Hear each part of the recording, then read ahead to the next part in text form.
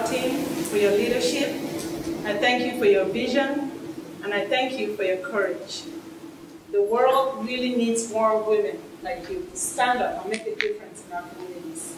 Because the truth is, every nation and every community rides on the backs of women, isn't it? Yes. So today I want to talk about raising the next generation of women leaders who can continue to empower each other and strengthen our communities. And as a speaker and a teacher, I meet people every day who tell me about their childhood stories of being disempowered, silenced, and not valued by their parents. And this may be your experience as well. And it certainly is my experience growing up as a girl child in Africa, where my life, most of my life, was really defined by cultural norms and values that were imposed upon me, and I had nothing to do with them. So in so many ways, these cultural norms limited my creativity and my ambition and my desire for personal growth. I had to really live within the norms and act like a girl child would act in the company of my parents and in the company of strangers. And as a teacher, I see so many parents who, without knowing, disempower their children and silence them in so many ways. And many of us here grew up with family and friends who constantly undermine our abilities. We live in a world where we're told more about our limitations than about our strengths, right? We live in a world where there's constant backbiting, negativity, and putting others down. And over the years, this takes a huge toll on our sense of self and our sense of dignity and pride.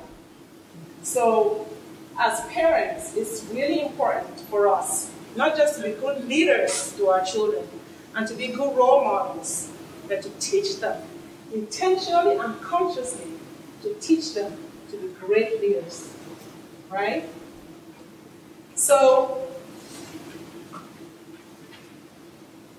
if you have ever found yourself in a position where you have felt disempowered, where you have felt silenced and not valued, I am here to assure you that you are enough, that you have something that the world needs, that you have something that no one else has, that you have a gift that can answer a prayer for someone else, and that you have greatness within you and you can accomplish the impossible. And when I talk about impossibility, I remember the story of the bumblebee.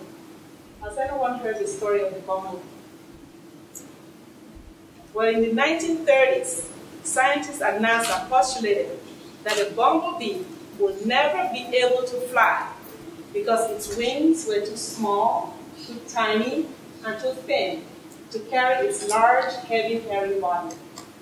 They said it was an aeronautic impossibility for the bumblebee to fly.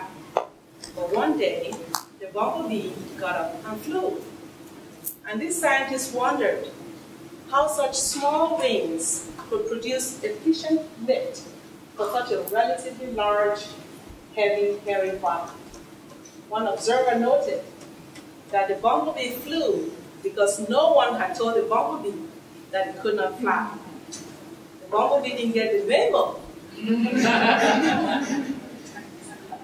So this applies to us as human beings as well. Imagine what we could have achieved if no one told us and we couldn't do it.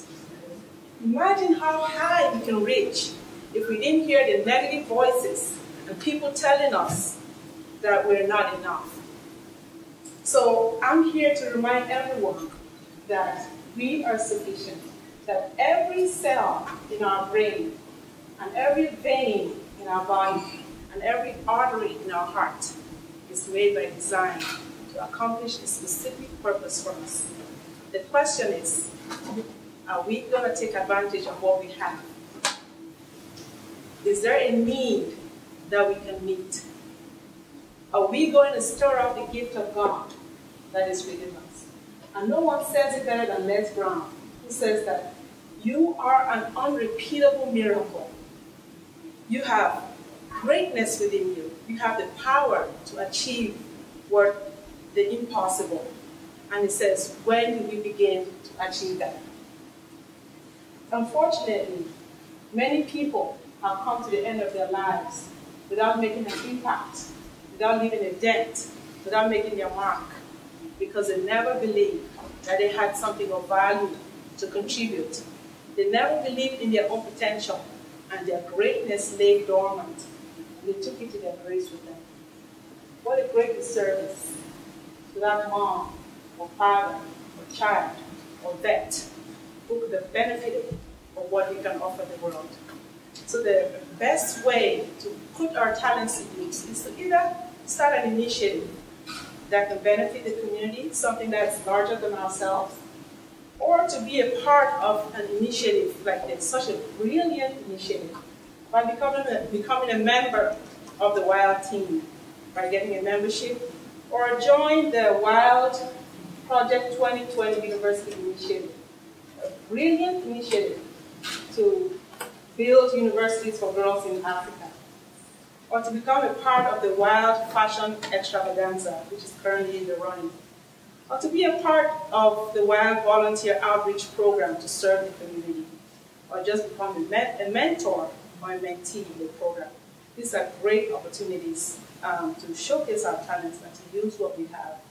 Let us do what Irma Bombek says, which is that when we stand before God at the end of our lives, we would not have a single bit of talent left.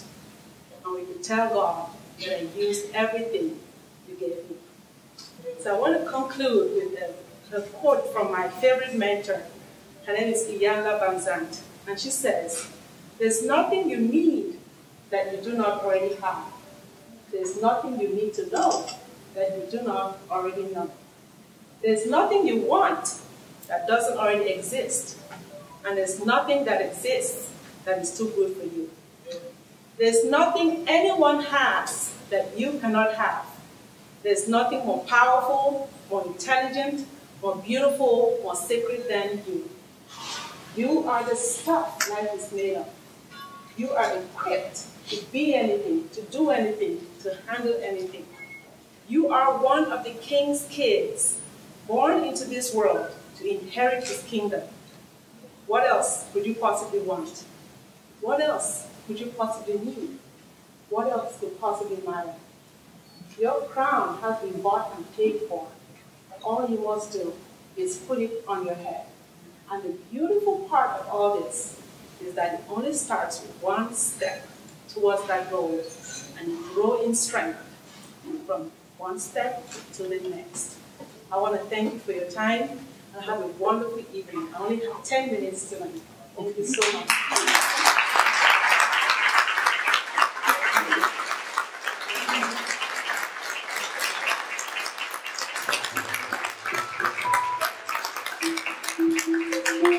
much.